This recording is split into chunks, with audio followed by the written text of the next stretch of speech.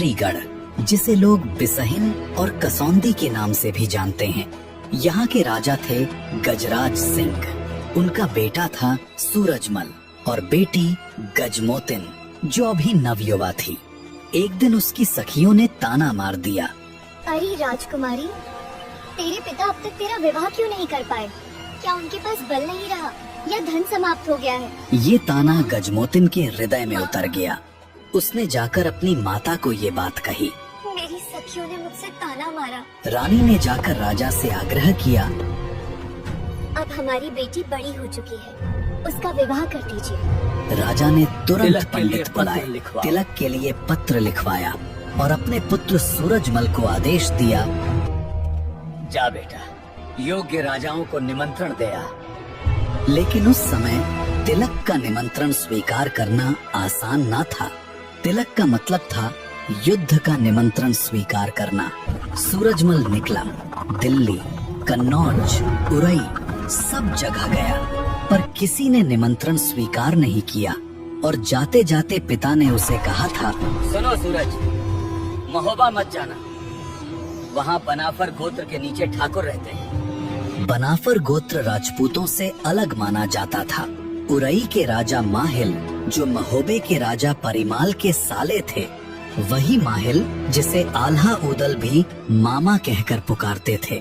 परंतु वही माहिल उनके विरुद्ध षड्यंत्र रचता रहता था। जब सूरजमल उसके पास पहुंचा तो माहिल ने ताना मारा, महोबा वालों के यहाँ तिलक लेकर जाने से अच्छा है कि तुम खाली लौट जाओ, क्योंकि बनाफर ठाकुर नीच कुल के हैं। सूरजमल लौट ही रहा था कि रास्ते में उसका सामना हुआ उदल से। उदल ने पूछा, खाली क्यों जा रहे हो? मैं अपनी बहन का टीका लेकर निकला था, पर किसी राजा ने स्वीकार नहीं किया। तो महोबा क्यों नहीं चल रहे? मेरा भाई मलखान विवाह योग्य है, चलो रिश्ता यहीं तय कर। सूरजमल ने सोचा, खाली लौटने से अच्छा है रिश्ता यहीं कर लो। बस उदल के साथ चल पड़ा महोबा। वहाँ विधि पूर्वक मलखान का टीका चढ़ा दिया गया। उधर माहिल को खबर मिली, वो सीधा पहुँच गया पथरीगढ़। महाराज, आपने अपनी बेटी का रिश्ता जिनसे किया है वे बनाफर हैं, नीच कुल के ठाकुर। आपकी प्रतिष्ठा मिट्टी में मिल जाएगी। इन सबको लौटाइए या मार डालिए। इधर महोबा में तैयारी शुरू हो गई। राजा परिमाल ने बारात के लिए कई राजाओं को निमंत्रित किया और विशाल लश्कर तैयार हुआ। पंडितों ने शुभ मुहूर्त निकाला और मलखान की बारात पथरीगढ़ की ओर चल पड़ी। नगर से 3 कोस पहले बारात ने डेरा डाला। खबर देने को रूपनवारी को भेजा गया। वो राजा के महल पहुंचा। महाराज, बारात आ पहुंची है, मारी डालो इस वारी को, फिर धड़ से अलग कर दो, मेरा तो नेक ही युद्ध करना है। राजा के सैनिकों ने हमला किया, पर जो भी उसे मारने गया वो खुद ही पिटकर लौट आया। तभी फिर माहिल पहुंचा और बोला, महाराज एक काम कीजिए, बारात को जहर वाला शरबत पिलवा दीजिए, आराम से सब मर जाएंगे। राजा गजराज सिंह ने बनाफरों को मारने की चाल चली। उसने शरबत में जहर मिलाया और एक टब भरकर आल्हा के डेरे में भिजवा दिया। जैसे ही सैनिकों ने शरबत को गिलासों में डाला, सामने से किसी की छींक हुई। उदल ने तुरंत कहा, ठहरो, कोई भी शरबत मत पिए। उदल ने एक गिलास शरबत एक कुत्ते को पिलवा दिया। कुत्ता तुरंत मर गया। सब समझ गए कि शरबत जहरीला था। उदल ने सारा शरबत फेंकवा दिया। सारा शरबत फेंक दो, सेना को युद्ध के लिए तैयार करो। घुड़सवार, हाथी सवार और पैदल सैनिक सब तैयार हो गए और किले की ओर बढ़े। राजा गजराज को जब खबर मिली, सूरजमल, कांतामल, सेना लेकर जाओ और महोबा की सेना को रौंद दो। भयंकर युद्ध शुरू हुआ। तलवारें टकराने लगीं, हाथियों की सूंडें कट गईं, घोड़े घायल हो गए और चारों ओर रणभेरी बज उठी। इसी बीच माहिल भी वहां पहुंच गया।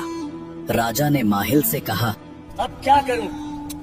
शहर की तरकीब तो असफल हो गई, अब तो बारात भी दरवाजे पर पहुंचने वाली है। माहिल बोला, राजा जी, अब एक ही रास्ता है, दूल्हे को अकेले बुलवाइए, फिर हाथ पांव बांधकर खाई में फेंकवा दीजिए।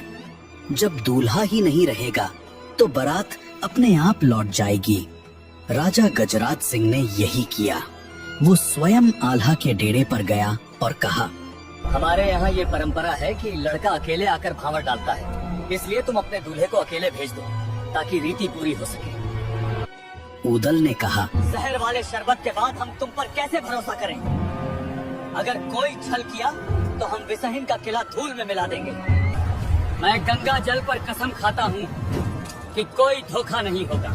आल्हा ने मलखान को पालकी में बैठाकर राजा के साथ भेज दिया, लेकिन जैसे ही मलखान महल पहुंचा, राजा ने भीतर से सब दरवाजे बंद करवा दिए और आदेश दिया, इसका सिर काट दो, बचकर न जाने पाए। मलखान सावधान हो गया। उसने पालकी का बांस निकाल लिया और सबको दूर रख दिया। कई सैनिकों को बांस से मार भगाया। राजा डर गया और बोला, ठीक है, अब हम फेरे लेते हैं। मलखान जैसे ही बैठा, राजा ने फिर धोखा किया। उसके हाथ पांव बांधकर खाई में फेंकवा दिया। रात हो गई। राजकुमारी गजमोतिन को जब पता चला कि उसके दूल्हे को खाई में फेंक दिया गया है, तो वो रात को खाना लेकर खंदक के पास पहुंची। उसने रस्सी नीचे डाली और कहा, रस्सी पकड़कर ऊपर आ जाइए, खाना खा लीजिए और अपने लश्कर में चले जाइए। मलखान बोला, वीर संकट में भी अपनी मर्यादा नहीं तोड़ते। विवाह से पहले मैं तुम्हारे हाथ का भोजन नहीं खा सकता और चोरों की तरह भाग भी नहीं सकता।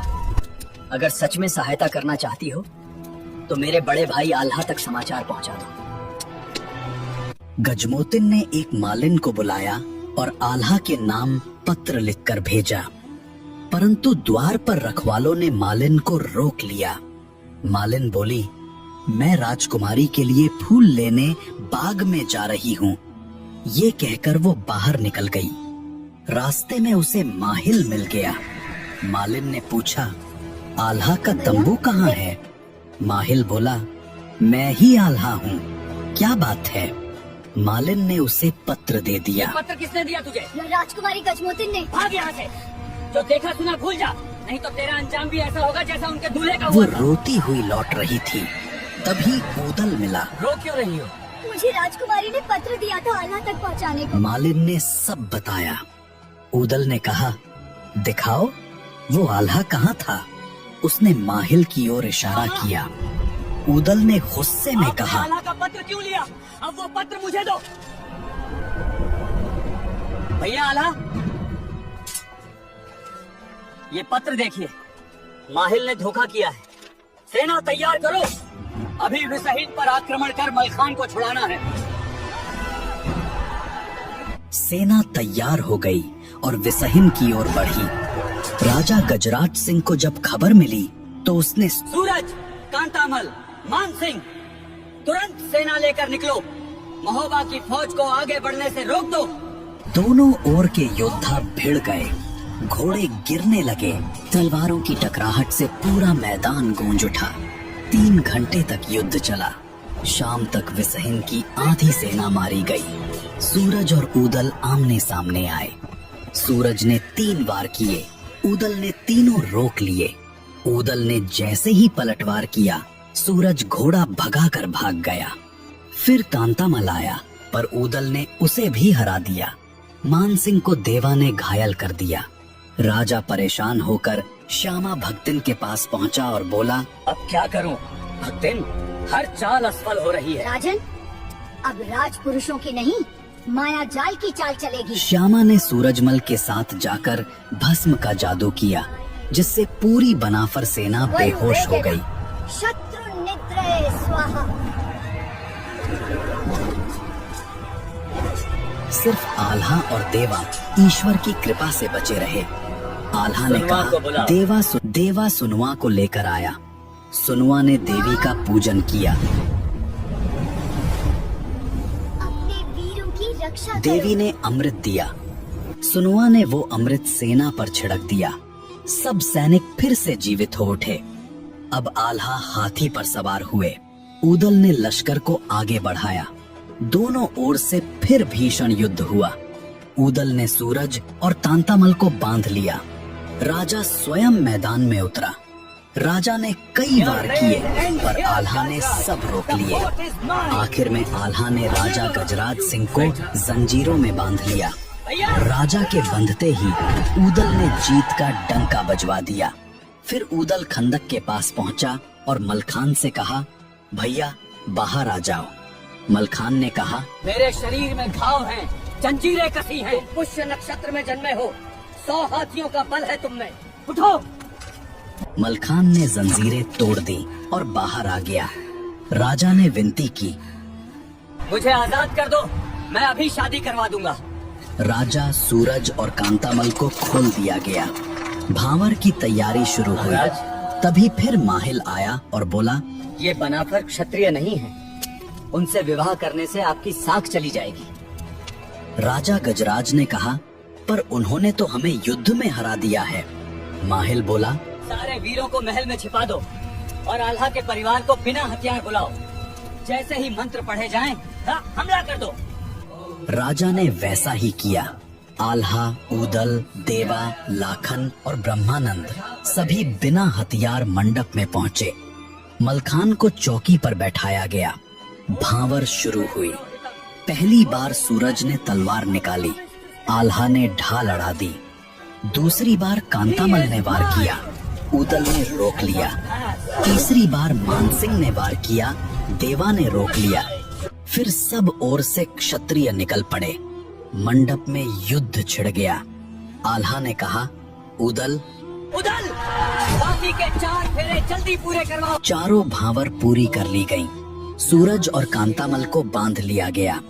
राजा ने कहा, अब भात खाकर ही आप विदा हो। महाराज, जैसा आप आदेश दें। 12 परिवारजन बिना हथियार भात खाने पहुँचे।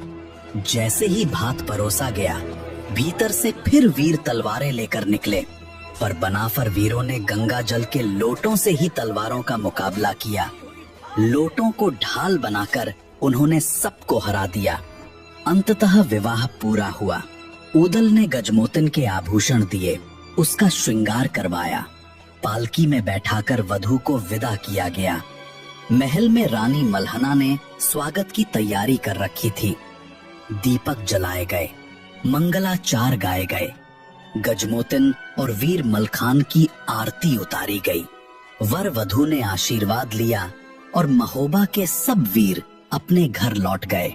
इस प्रकार वीर मलखान और राजकुमारी गजमोतन का विवाह संपन्न हुआ और बनाफरों ने फिर एक बार अपने पराक्रम और मर्यादा